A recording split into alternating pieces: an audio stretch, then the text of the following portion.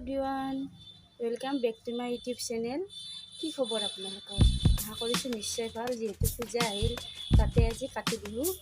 আজি মই আপোনালোকক এটা ভিডিঅ' আগবঢ়াব খুজিছোঁ। আপোনালোকে জানে ইতিমধ্যে ব্ৰাহ্মী শাকে স্মৃতিশক্তি বঢ়ায়।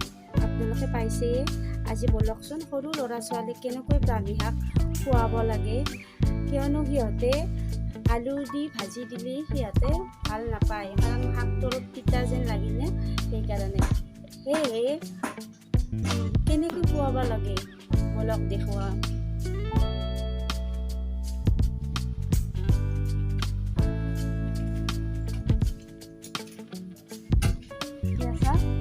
ইমানখিনি আছে ব্ৰাহ্মী শাক, আৰু সেইফালেও আছে।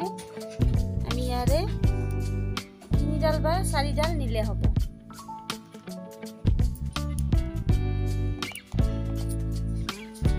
বেছি ল'ব নালাগে, এইখিনি লৈছোঁ। আৰু তিতা পাবনে?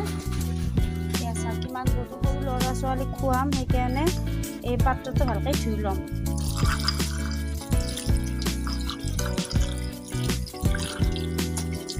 এতিয়া শাকোন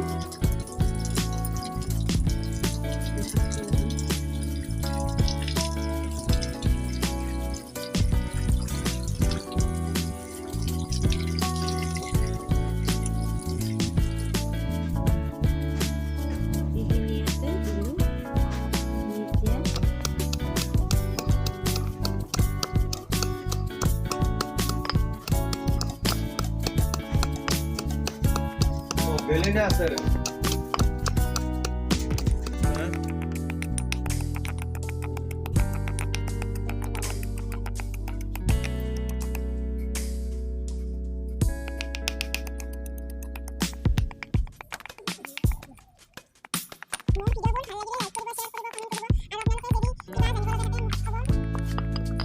মোৰ চেনেলটো আপোনালোকে ছাবস্ক্ৰাইব কৰি দিব।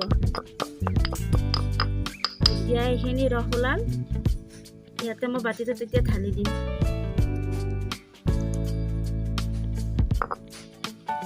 পিঠাবোৰ আছে নহয়, পিঠাবোৰ এনেকৈ আঁতি দিম।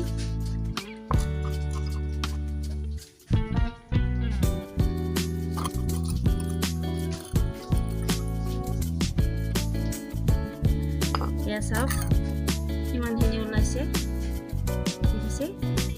এনে পদ্ধতিৰে আপোনালোকৰ ল'ৰা ছোৱালীবোৰক খোৱাক, আৰু ব্ৰাহ্মী শাকে আপোনালোকৰ ল'ৰা ছোৱালীক স্মৃতি বাঢ়াওক। সেয়েহে আজিলৈ